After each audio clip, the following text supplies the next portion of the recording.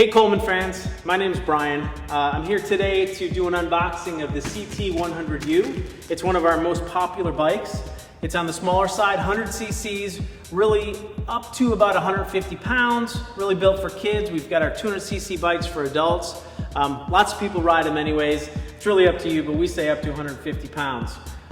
We have a lot of retailers that carry these, but we have some retailers that don't actually build them. So what we wanted to do today was show you how easy it is in this unboxing video to put this thing together at home, minimal tools, do some adjustments, and be on your way. All right, when setting up your Coleman mini bikes at home, you need really not that many tools and not that much skill when it comes to putting things together. You're gonna wanna have a couple of screwdrivers. You're gonna wanna have a set of box and open ends in metrics from about a 10 to a 17. You won't need them all, but literally that's about it. So very easy to do.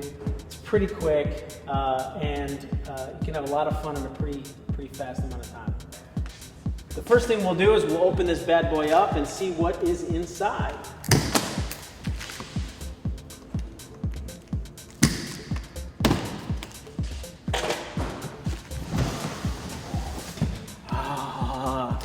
Always fun to see what you get to work with when it's shiny and new, all the different components.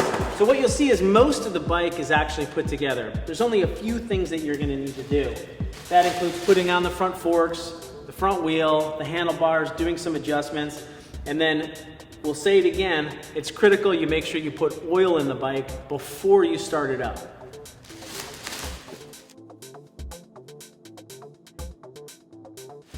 You'll see that it comes with owner's manual, all the bolts you'll need, which again is not very many. It even includes some tools.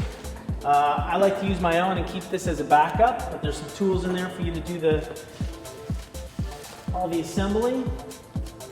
Everything is nicely packaged, nicely protected, so that in transport from Coleman, which we are located in Tempe, Arizona. It's where all of our employees are at. We've got over 100 employees, 30 full-time customer service folks. So if you ever have any questions or have any issues, whether it's covered under warranty, which the bike comes with, or you just have some parts needs, we're all there for you all the time. What we'll do is we'll pull this out, we'll get this on a little bit of a stand, and then from there we'll talk about the next steps. We've gotten all the packaging materials out of the way. We've propped up the bike.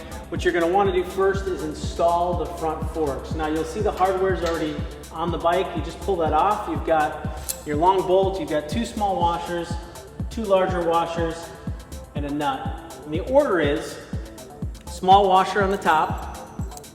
That goes to the top of the forks. That's gonna be followed by the other small washer on the underside of the forks itself. Then you're gonna wanna put it through the neck, all the way down. Next will be a large washer,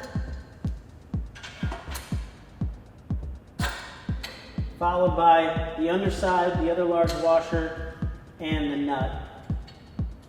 Then what you're gonna wanna do is you're gonna wanna tighten all that down, not too crazy tight, tight enough where you can get good movement by the forks, but that it's nice and secure. And so one of the things that's going to be important for you to prep for is you're going to need a 17 millimeter, 16 millimeter, 14, 13, and 10 for the entire bike assembly. So what we'll do now is we'll go ahead and we'll tighten this all down and move on to the next step.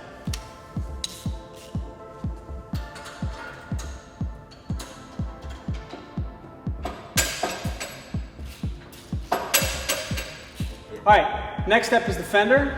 What you've got 2 bolts, 2 large washers, and 2 nuts. Some of the only stuff that comes separately in a little bag, very easy to find. The small part of the fender that says Coleman is what's gonna go forward. So you're gonna put the bolt in from the top, big washer on the bottom, followed by the nut, and then you'll just tighten those guys down.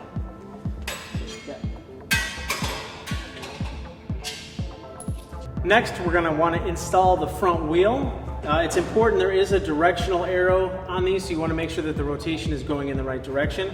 Super simple. You've got your long bolt that comes installed on the forks, 2 washers. They go on the inside of each fork, followed by the bolt on the other side. It's a 14 and a 17 millimeter for this.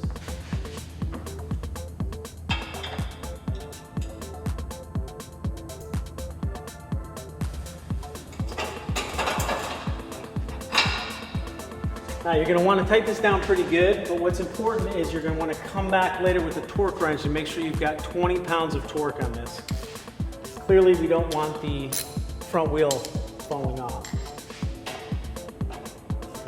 All right, now that we've got the cable zip tied, we're going to want to take this cover for the last steps, and it's just going to get installed into the existing holes that are already on the motor. They're a 10 millimeter. There's 2 of them. They come included in the pack with the other hardware that's in there. Those just go on, pretty easy. We'll tighten those down and then move on to the next step. All right, as you saw, it probably took about 10 minutes to get this whole thing together. What's critical is to make sure, again, and there's all kinds of warnings all over the bike that you'll see, to not start it until we get oil in, and then obviously gas to get it running. And so what you're going to do on the oil is you're going to use your 10W30. We've got our handy dandy Coleman 10W30 high performance oil here. You are going to follow the owner's manual. In the bottom of the engine here is the drain, or is the fill hole. You're going to take this out. As the manual says, you're going to fill it up to where it hits the top. So in the manual, it's very specific on how to do this. We're going to put the oil in. We're going to make sure it's nice and tight. We're going to put some gas in it, and then we're going to start this thing up.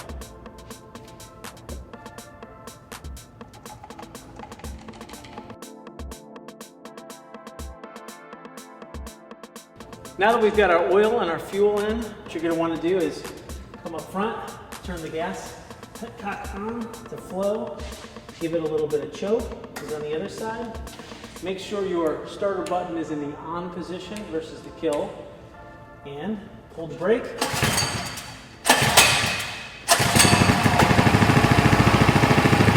She's good to go.